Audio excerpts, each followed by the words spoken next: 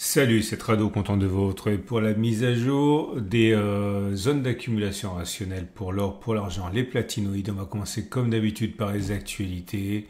Et il y a quelque chose qui se passe. Fondamentalement, c'est bien, mais je suis quand même un peu interpellé par la surenchère au niveau des annonces. On va voir ça. Première annonce, justement, premier article que j'ai trouvé pour vous. Alors, on va faire dans le classique. C'est UBS. UBS qui, franchement, faut lui rendre quand même hommage hein, pour ne pas avoir été un résistant de la dernière heure. Hein. C'est-à-dire que UBS a été très constant dans ses alertes et dans ses recommandations auprès des clients, disant que l'or allait monter et ça date pas d'hier. Du coup, peut-être qu'on peut lui accorder aussi un peu plus de crédit puisque UBS rehausse son objectif de 2870 dollars à 3000 dollars. Bon, vous allez dire qu'il prend pas énormément de risques vu qu'on n'est pas très loin des 3000 dollars, mais en tout cas, voilà, il peut pas non plus maintenir des objectifs toujours au même niveau compte tenu des changements qu'il y a actuellement. Mais voilà. Et encore une fois, j'insiste, ils ont été peu, ok, dès le début à envisager que l'or brillerait de mille feux. UBS est de cela, c'est pas le seul. Mais du coup, satisfait site et donc un objectif rehaussé à 3000 dollars pour UBS. Deuxième article que j'ai trouvé pour vous, c'est le fait que maintenant, alors ça, j'en parle parce que c'est apparu sur Yahoo Finance. Yahoo Finance, c'est les États-Unis et tout le monde le voit. Donc, force est de constater que ce que l'on ne voit toujours pas en France commence à être beaucoup plus visible aux États-Unis, à savoir de l'information de qualité sur ce qui se passe pour l'or, pour le grand public. Et notamment, on y fait mention dans cet article hein, du fait que il y a des records naturellement, que c'est une bonne chose compte tenu de l'augmentation de la dette, de l'inflation, de la déglobalisation avec la dédollarisation. Bon, vous êtes des habitués, vous savez tout ça, mais bon, généralement j'ai tendance à aller chercher ces articles-là dans des sites, on va dire, un peu spécialisés, et là c'est du Yahoo Finance, donc on voit que on n'est pas dans la phase de mania, comme on dit, hein, mais voilà, on se rapproche peut-être d'une adhésion du grand public, j'ai bien dit du grand public, pas des investisseurs, on va dire, avertis. Il parle des banques centrales, il parle de tout ça, il parle même de ce qui se passe actuellement, un tout petit peu, hein, mais à Londres, avec peut-être un petit peu de sensationnalisme en disant qu'il y avait un risque de- d'insuffisance d'or avec des retraits massifs.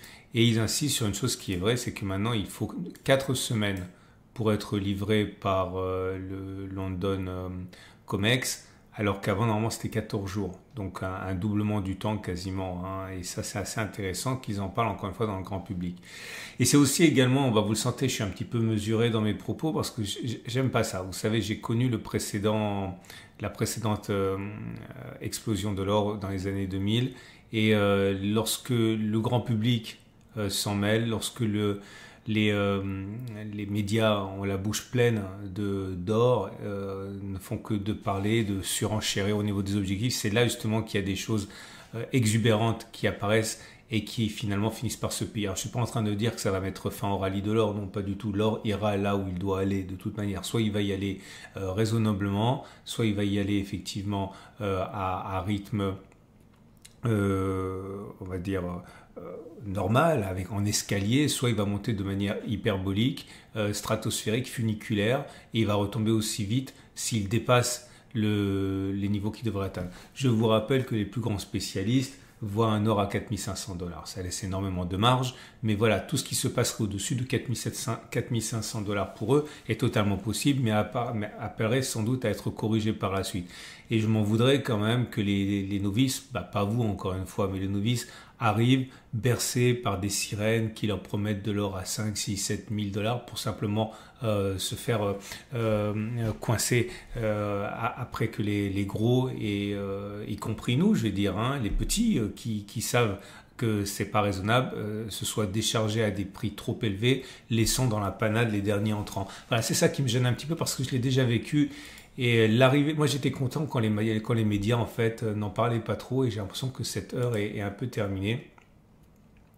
Et autre signe, j'ai envie de dire, hein, de cela, alors c'est un très bon article. Alors pour le coup, c'est spécialisé aussi, hein, ça apparaîtra pas dans le grand public, mais ça vient du site Kitco.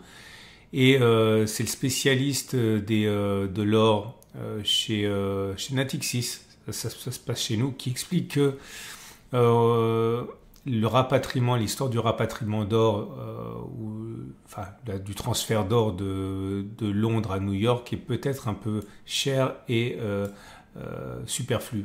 Pourquoi, dit-il? Ben, il dit que, c'est cher parce que bon, il faut transporter l'or, et puis surtout qu'en ce moment, ils sont en train de payer avec une prime, hein. Ils ont tellement peur de ne pas être servis qu'ils payent une prime, donc ça va coûter de l'argent. Et surtout, le problème va apparaître si c'est pas nécessaire. Qu'est-ce qu'il veut dire par là? Il veut dire que vous retrouvez tous les articles sur mon site, hein. Là, je fais un résumé très simple, hein, mais regardez les articles vous-même. Il explique que une des choses qui accélère actuellement le transfert d'or, on le sait, hein, c'est la peur qu'il y ait des impôts, des tarifs de 10, 15, 20, 25%, bon, apparemment 10% décidés par Trump. Mais si Trump décide de ne pas appliquer ces taxes, comme il a d'ailleurs mis en pause les droits de douane qu'il avait prévu de mettre sur les produits canadiens et mexicains, si tout ça n'est qu'une crainte, eh bien le soufflet retomberait assez rapidement, puisque une des raisons, la raison principale de cette importation d'or physique, c'est parce qu'on veut contourner ces tarifs douaniers. Oui, mais qu'est-ce qui se passe justement s'ils n'apparaissent pas, ces tarifs douaniers? Comment vont réagir les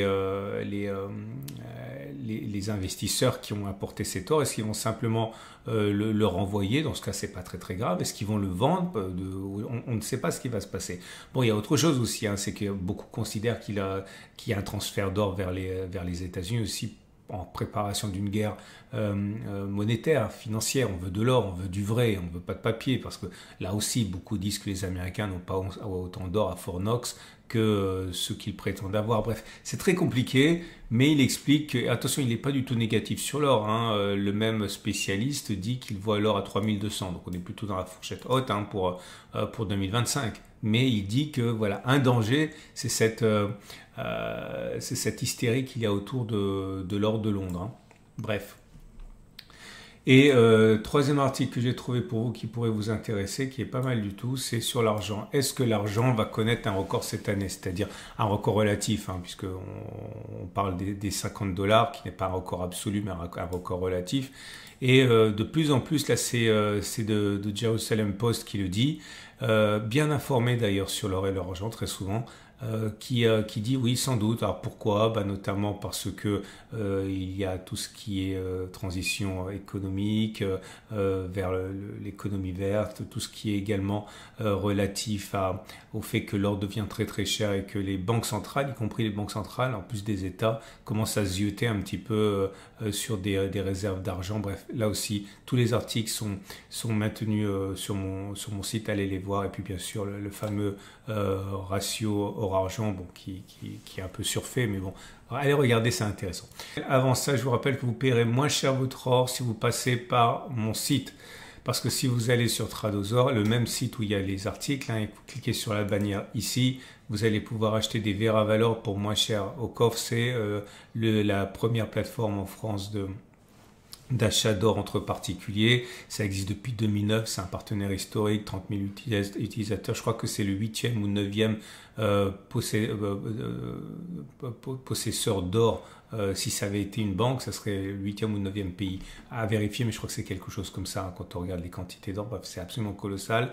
Et vous paierez uniquement 9% de prime sur la Veravalor. Et puis, si vous voulez regarder tout ce qui est possible, parce que vous arrivez ici, mais si vous voulez regarder tout ce qui existe, vous allez sur Ocoff après ici, et vous allez voir les différentes offres et des webinaires à votre disposition, etc. Mais bon, la page que je vous ai mentionnée, elle vous est réservée, c'est uniquement pour vous qui passez par cette bannière-là.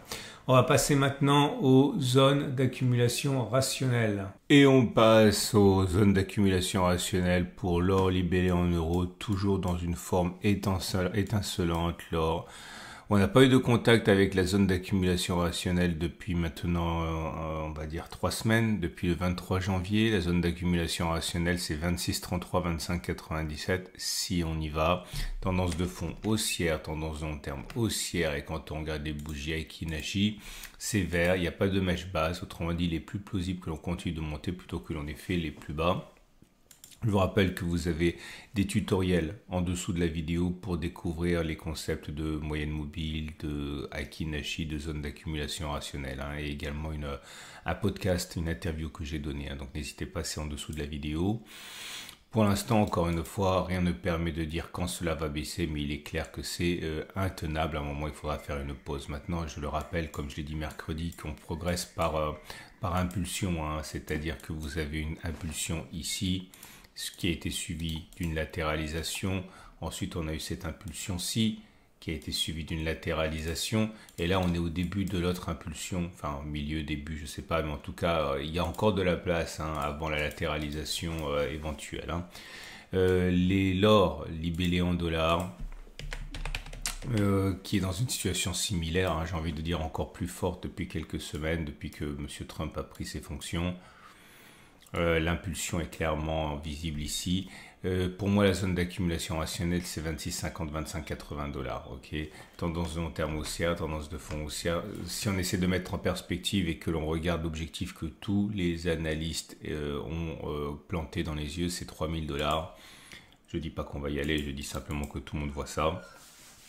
À titre personnel, je pense que c'est complètement envisageable d'aller chercher les 3000 dollars, puisque l'objectif théorique pour l'or se situe pour les plus grands spécialistes, je le répète beaucoup parce qu'on me le demande beaucoup, l'objectif théorique pour beaucoup de spécialistes c'est 4500 dollars. Donc on voit que on pourrait facilement dépasser ça, mais il n'est pas dit qu'on y aille comme ça d'une traite. Il est envisageable que l'on fasse une pause. En tout cas, voilà l'objectif qui pourrait être atteint au regard des spéculations des analystes fonda, comme on dit. Pour l'instant, aucun doute, c'est haussier. On passe à l'argent, l'argent libellé en euros. Juste avant, je vous rappelle que je recommande d'envisager depuis maintenant des mois, enfin depuis que la grande tendance haussière est repartie, les zones d'accumulation rationnelle et la DCA, c'est-à-dire de l'achat à intervalles réguliers, par exemple le 1er ou le 15 ou le 8, si vous voulez. Tous les mois, et à côté de ça des zones d'accumulation rationnelle pour faire les soldes lorsque l'on revient sur des zones de support. Donc après la proportion, ça peut être 50%, 50%, 80, 20, 20, 80, c'est vous qui voyez. En parlant de l'argent, justement la dernière zone d'accumulation rationnelle, quand elle a été touchée, c'était ici, c'était 28 janvier, c'était 28,8, 27,4. Je considère que la zone d'accumulation rationnelle, c'est toujours celle-là. Tendance de long terme haussière, tendance de fond haussière, petit accès de faiblesse au moment où je vous parle, argent libellé en dollars. La zone d'accumulation rationnelle qui nous intéresse, c'est celle des... je ne l'ai pas changé, pour moi elle est toujours... c'est 29,26, ok, ça a été touché la dernière fois le 30 décembre, donc au tout début d'année.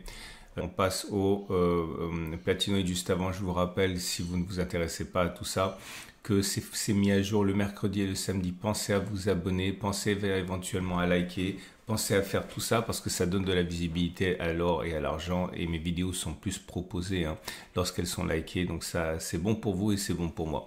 On passe au platinoïde.